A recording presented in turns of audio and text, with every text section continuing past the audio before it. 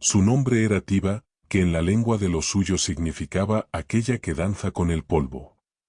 Desde niña, sus pies dejaban huellas sobre la tierra como si supieran que ese polvo guardaba la memoria de quienes la habían pisado antes.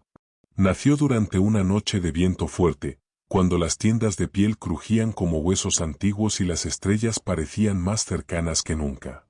Su madre la trajo al mundo envuelta en silencio y calor, rodeada por mujeres que murmuraban oraciones antiguas. Su padre no estaba, lo habían matado meses antes, defendiendo los senderos del norte.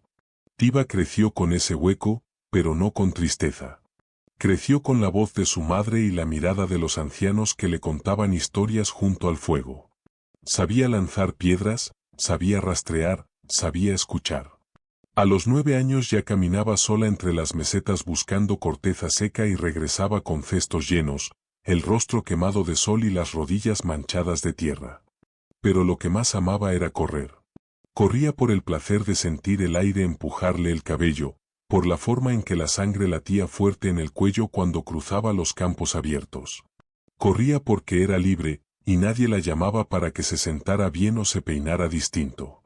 En su tribu, las niñas aprendían a ser fuertes antes que a ser bonitas. Y eso a ella le gustaba. Fue en su 10º invierno cuando llegaron los primeros rumores. Hombres blancos. Jinetes con banderas y botas que pisaban con ruido.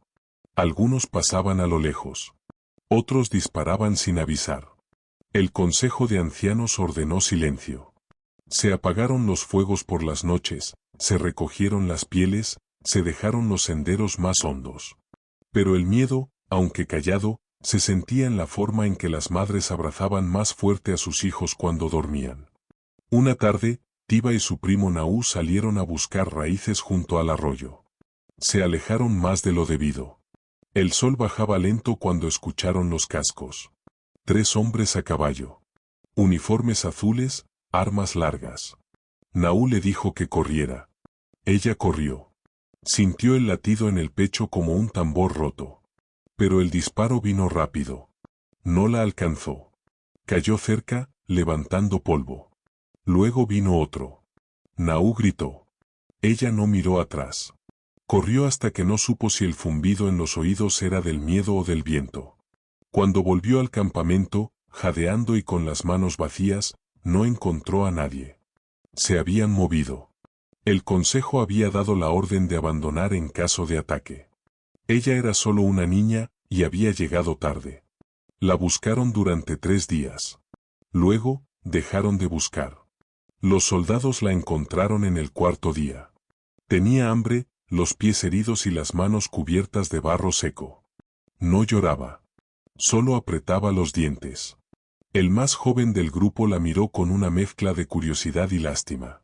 El mayor dijo algo como salvaje y la subieron a la fuerza a un carro de lona. No habló. No gritó.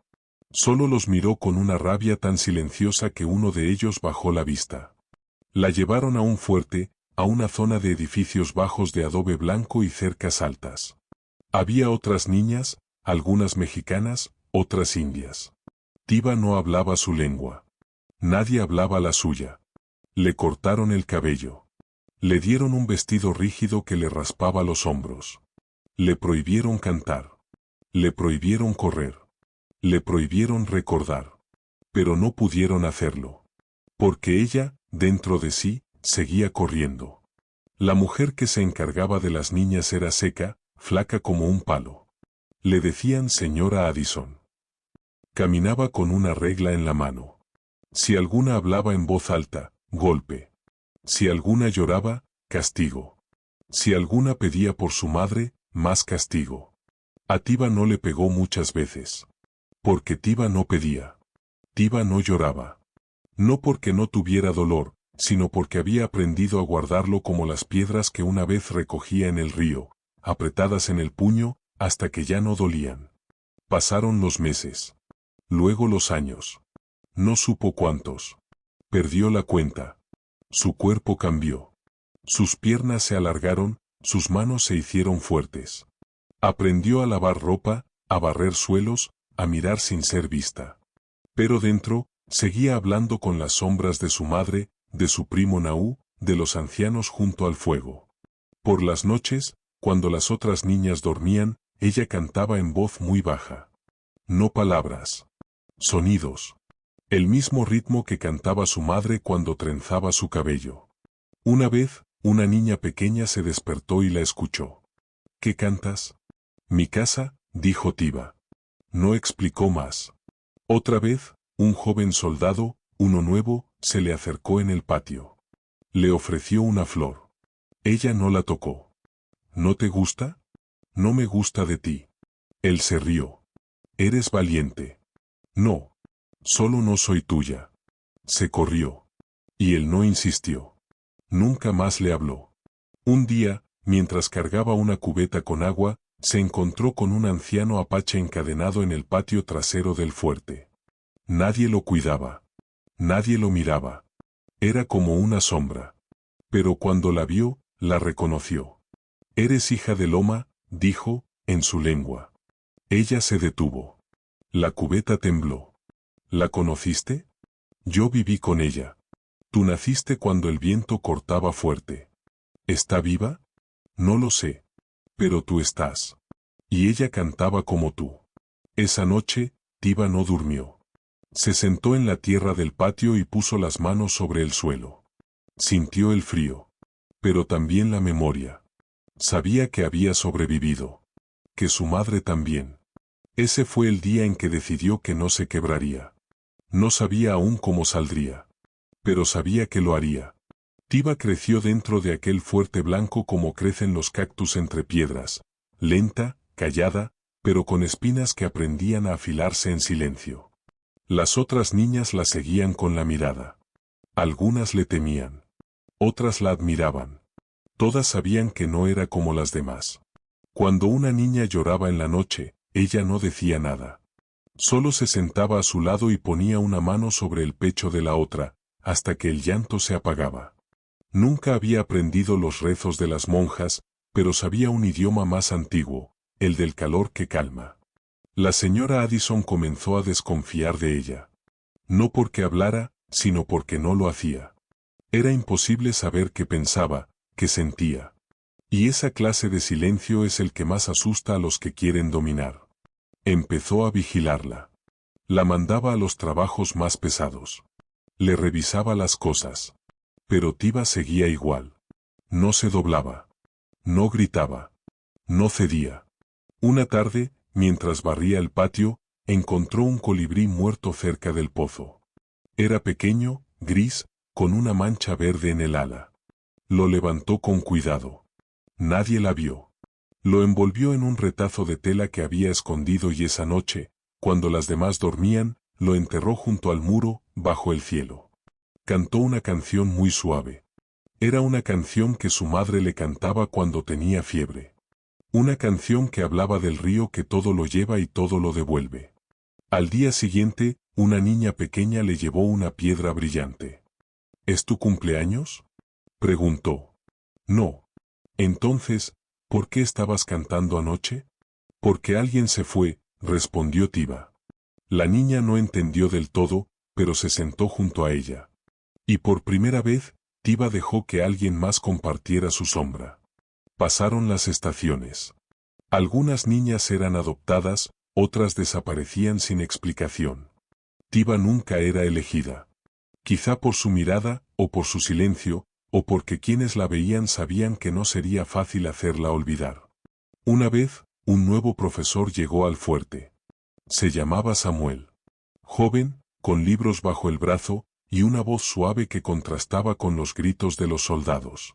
Le llamaban el blando. Pero él no se molestaba. Enseñaba a leer, a escribir, a contar. Tiba se sentaba en la última fila. Escuchaba. Aprendía rápido. En unas semanas ya copiaba con precisión los signos del inglés. Leía sin dificultad. Pero nunca hablaba en voz alta. Samuel la observaba. Un día, le dejó un libro bajo su estera. No dijo nada. Tiba lo encontró por la noche. Era un libro viejo, sin tapa. Dentro, un dibujo, un pájaro con alas desplegadas, en pleno vuelo. Ella sonrió. Fue la primera sonrisa en años. Desde entonces, cada semana aparecía un libro nuevo. Nunca se lo daba en mano. Solo lo dejaba. A veces con una flor seca entre las páginas. A veces con una hoja doblada. No hablaban de ello. Pero el gesto era claro, él también sabía de lo que no se dice. Un invierno especialmente crudo trajo una fiebre que recorrió el fuerte como una brasa. Varias niñas enfermaron. La señora Addison se encerró en su habitación. Los soldados se alejaron. Samuel se quedó. Y Tiva también. Cuidaron a las más pequeñas. Preparaban paños fríos, sopas aguadas, y las cubrían con mantas húmedas. Algunas murieron. La mayoría sobrevivió. Después de eso, algo cambió. Una noche, Samuel se le acercó. ¿Por qué te quedaste? Porque eran niñas. ¿Y tú? Yo ya no. Sí lo eres. Ella lo miró. Había algo en sus ojos que él no comprendía del todo. Algo más viejo que las palabras. Más fuerte que cualquier escuela. Nunca me quebraron, dijo ella. Él asintió. Lo sé. Pasaron meses así.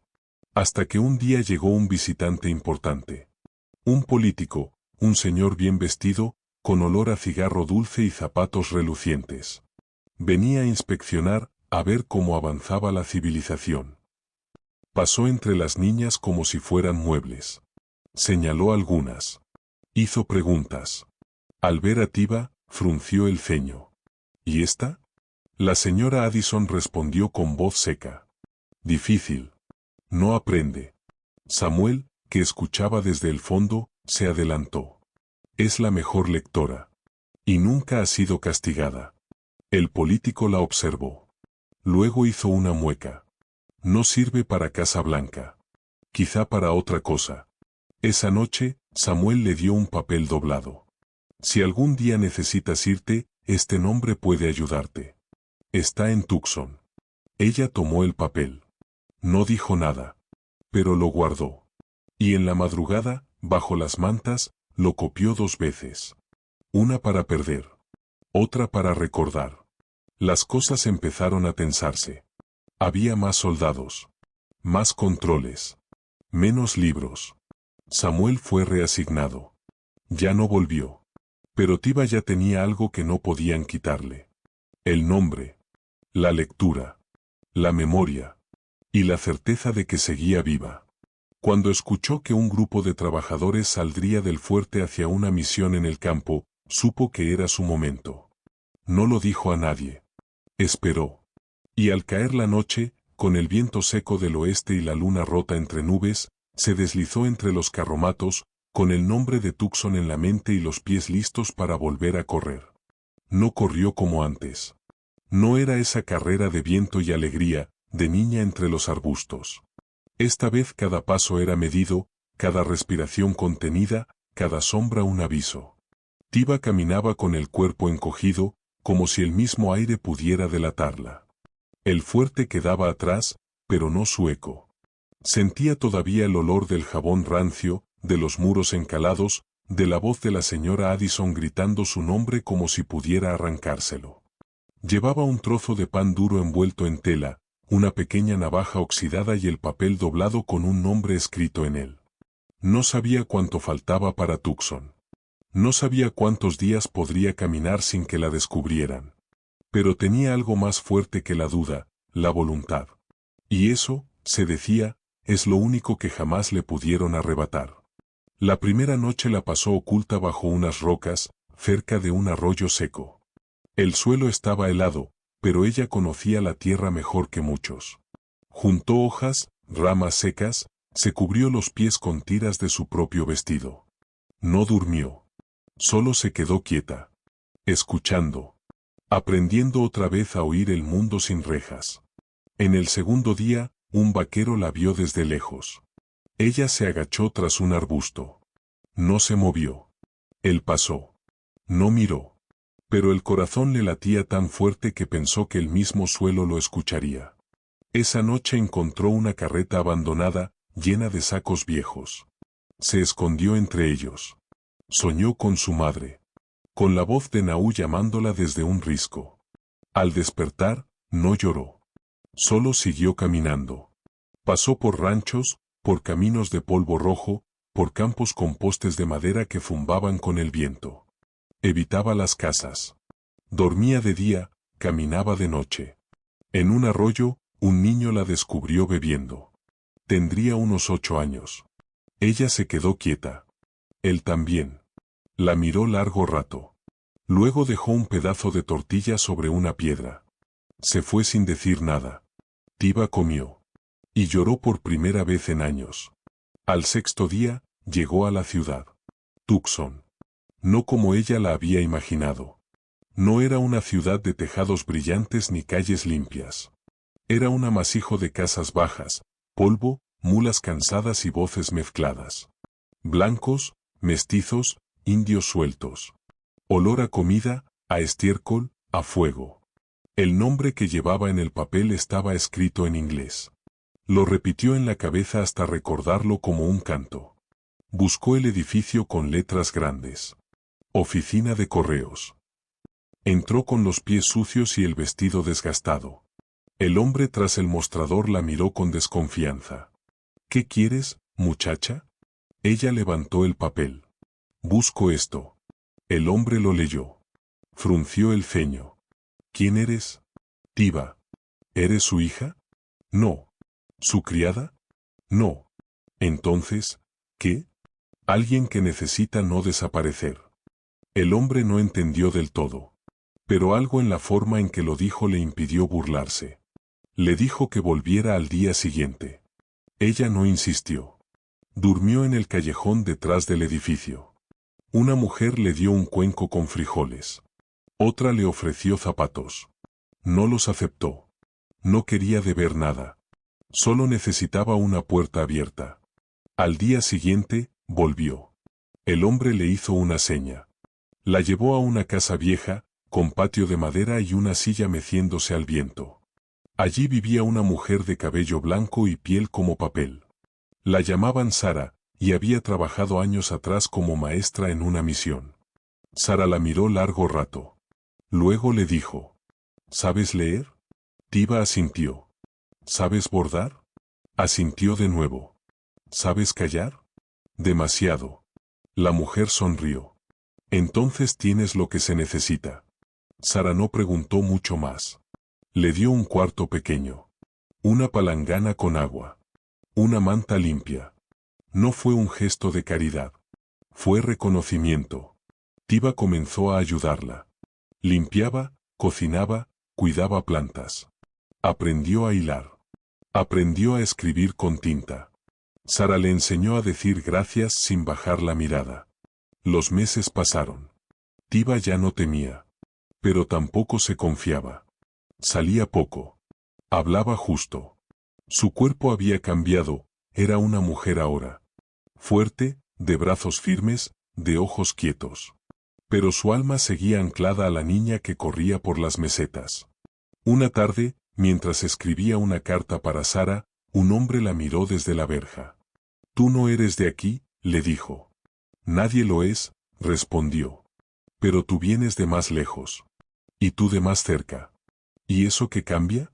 Él no supo qué decir. Tiva lo dejó allí, con la palabra atragantada. Esa noche, Sara la llamó. «Te vi hoy. No hice nada. Lo sé. Pero vi cómo lo dijiste.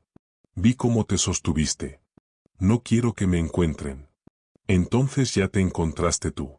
Tiva no respondió. Pero durmió sin sobresaltos. Un mes después, llegó una carta. Era de Samuel. Había encontrado trabajo en otro estado. Pero la recordaba. Decía: «A veces los árboles más firmes nacen donde nadie los sembró». Ella leyó eso muchas veces. Y una noche, mientras la luna pintaba sombras sobre la mesa, Tiva tomó un cuaderno en blanco y escribió su historia. No con dolor. Con verdad. Porque el mundo podía haberla hecho prisionera. Pero nunca pudo hacerla olvidar quién era. El cuaderno donde escribió su historia era pequeño, de tapas gastadas, con hilos sueltos en el lomo. Lo escondía bajo la estera donde dormía, como quien guarda un fuego que no debe apagarse. A veces, por las noches, leía en voz baja lo que había escrito. No lo hacía para recordar, nunca había olvidado, sino para escucharse a sí misma con otros ojos. Como si las palabras fueran huellas sobre la arena, y al leerlas pudiera saber hacia dónde caminaba. Sara enfermó en otoño. Un frío húmedo le entró en los huesos y ya no la soltó. Tiva la cuidó como una hija cuida a una madre, con manos firmes, sin preguntas. Le preparaba caldos, le frotaba los pies con aceite de enebro, le cantaba en su lengua materna. Sara nunca entendió las palabras, pero decía que la voz la aliviaba. Tu canto tiene raíces, le dijo un día. Como si viniera desde muy hondo. Es que viene de allí, respondió Tiva. Sara murió una mañana de niebla. No con dolor, sino con la lentitud de quien ya ha visto suficiente. Tiva la envolvió en su manta favorita, le cerró los ojos y limpió la habitación. No lloró. Pero esa noche, encendió un pequeño fuego en el patio trasero y cantó hasta que el cielo empezó a clarear. Después de eso, la casa quedó en silencio. Tiva seguía allí, pero algo había cambiado. Ya no era lugar de paso. Ya no era refugio. Era solo un techo, y ella sabía que un techo no basta cuando el corazón comienza a moverse. Empezó a soñar con su madre. No con escenas reales, sino con sensaciones. Oía su voz sin verla. Sentía el calor de sus trenzas, el roce de la tela contra la piel, el sonido del viento entre los sauces. A veces se despertaba con la sensación de que alguien la había llamado. No por su nombre de ahora, sino por el de antes. Tiva. Y entendió. Era hora de volver. No sabía si habría campamento, si quedaban ancianos, si alguien la recordaría. Pero tenía que intentarlo. No para ser recibida, sino para cerrar el círculo. Para decirse a sí misma, yo no me fui, me llevaron. Y ahora regreso por mí. Vendió algunas cosas. Empacó poco, una manta, un cuchillo, un cuaderno, unas hierbas. Viajó en carreta, en tren, a pie. Siempre hacia el norte. Hacia las llanuras donde el viento todavía sabía su nombre. Los paisajes cambiaban. Algunos la reconocían como india. Otros no. En un pueblo, una mujer le ofreció sopa caliente sin pedirle nada. En otro, un hombre le escupió a los pies. Ella no respondió. Seguía caminando. En la última estación antes de dejar los caminos blancos, un viejo la miró desde un banco. Tienes pasos de quien ya no pregunta. Y ojos de quien ya preguntó demasiado, dijo ella. El hombre sonrió. Los tuyos están al este. Hacia las rocas negras. ¿Cómo lo sabes? Porque el polvo te lo dice. Y fue allí donde fue. Cruzó cañones, durmió bajo enebros, siguió senderos que solo el instinto recordaba. En uno de esos atardeceres de luz roja, llegó a un claro. Había ruinas de lo que alguna vez fue campamento. Un círculo de piedras, huesos enterrados, ceniza vieja. Pero también señales nuevas, ramas apiladas, huellas recientes. Esperó. Encendió una pequeña llama. Y cantó. El canto era suave, entrecortado, como una plegaria sin palabras. No lo hacía para llamar. Lo hacía para dejarse encontrar. Y entonces, del otro lado del claro, apareció una figura. Una mujer. Mayor. Pelo gris. Rostro quemado por el sol. Se quedaron mirándose. Tiva, dijo la mujer. El nombre cayó como una piedra en agua quieta. Sí, respondió ella. La mujer se acercó. No la tocó. Solo la rodeó, como si la mirara desde adentro. Te dimos por muerta. Yo también. ¿Quién eres ahora? Tiva respiró hondo. La misma. Pero entera. Se sentaron junto al fuego. La mujer le ofreció agua. Pan de maíz. Tiva comió en silencio. Era el mismo sabor. El mismo peso en la lengua. Y supo que había vuelto, no a un lugar, sino a una memoria viva. Esa noche durmió sobre la tierra. Y por primera vez en muchos años, solló sin dolor. Tiva no preguntó por su madre. No de inmediato. Había algo dentro de ella que necesitaba esperar, como si cada paso que daba en ese territorio conocido y nuevo al mismo tiempo tuviera que acomodarse primero en el cuerpo antes que en la memoria. Caminó entre los árboles con pasos lentos. Tocó la corteza de los pinos con las yemas. Se agachó a oler la tierra húmeda después de la lluvia. No lloró. No habló mucho. Solo estuvo. La mujer que la había recibido se llamaba Isa. Era curandera, tía de su madre, tía de todos.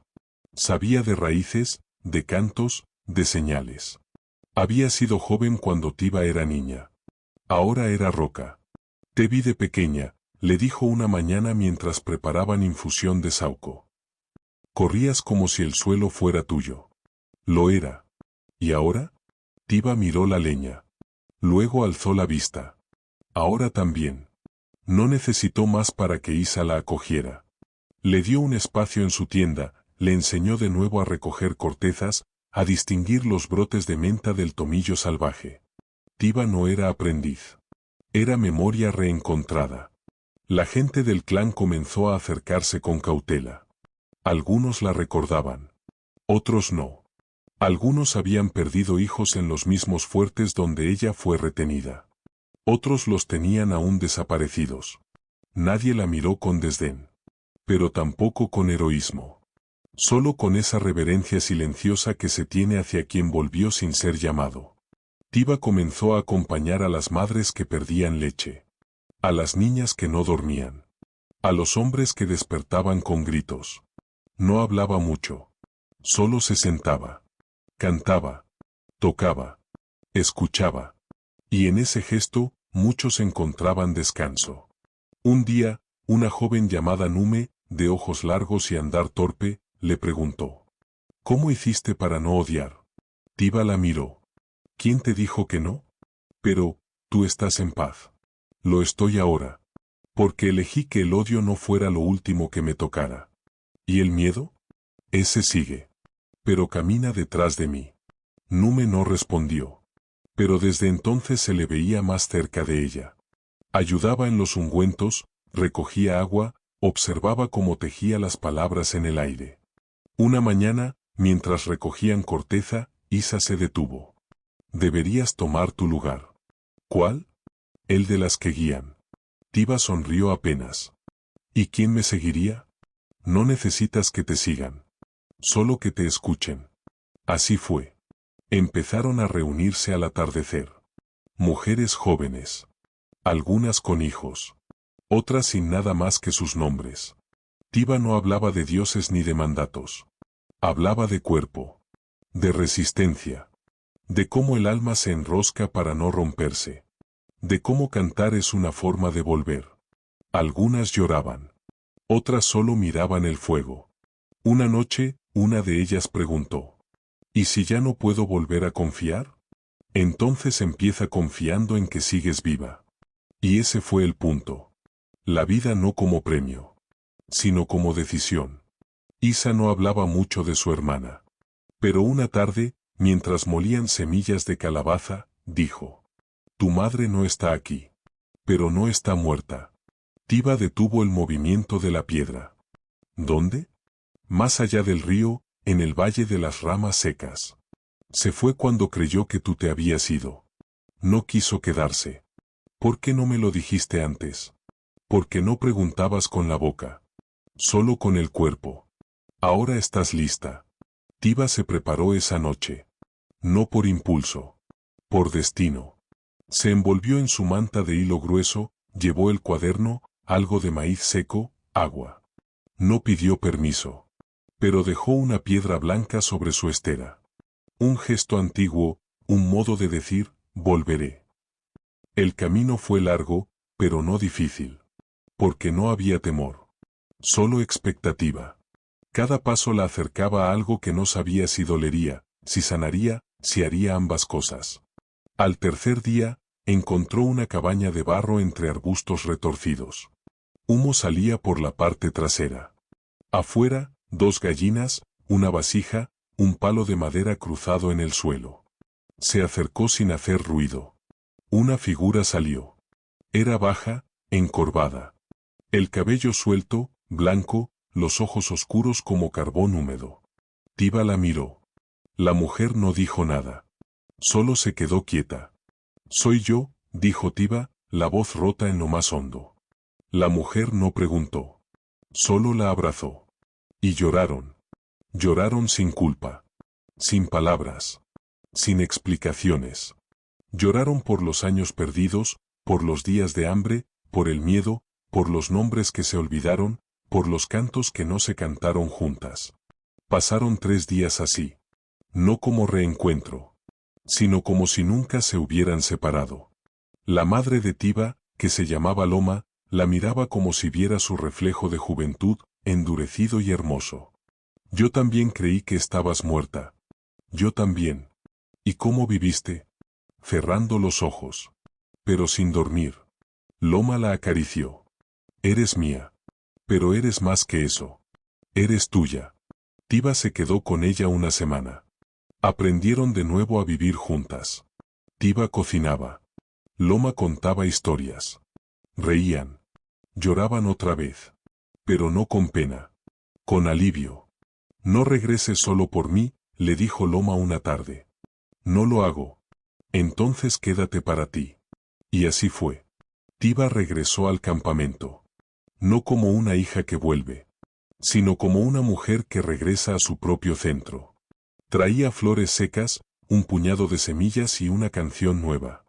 Cantó esa noche junto al fuego. Y todas supieron que algo se había cerrado. Pasaron los años sin contar.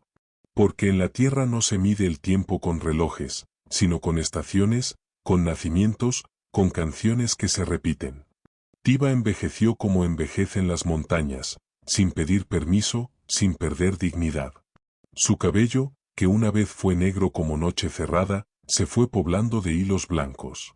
Pero sus ojos seguían claros, firmes, quietos como lagos que han visto demasiado y han aprendido a no derramarse por cualquier cosa. En el campamento nadie la llamaba curandera, ni líder, ni maestra. Solo Tiba. Y eso bastaba. A veces, los jóvenes se sentaban a su alrededor sin decir nada. Ella no les contaba hazañas. Les enseñaba a escuchar el viento, a oler la lluvia antes de que llegara, a reconocer los pasos que no hacen ruido. Les decía, hay fuerza en el que grita, pero hay más fuerza en el que sabe cuándo callar. Una niña de 6 años, inquieta como el fuego, le preguntó una tarde. ¿Tú fuiste prisionera? Tiba la miró con ternura. Sí. ¿Y escapaste? No. Me llevé conmigo todo lo que no pudieron romper. La niña frunció el ceño. No entendía del todo. Pero se sentó junto a ella. Y se quedó. Tiba escribía poco. Pero seguía anotando en su cuaderno. Palabras sueltas, nombres de flores, recuerdos fugaces. Una tarde escribió, no regresé para recordar. Regresé para quedarme. Y luego, debajo, estoy aquí. Su madre murió una primavera clara, bajo el canto de los pájaros. Tiba la enterró con una manta tejida por ambas.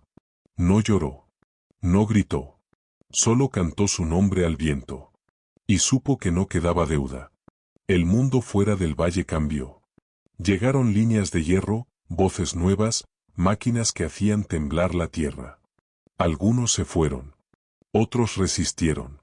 Tiba no opinaba. Solo sembraba.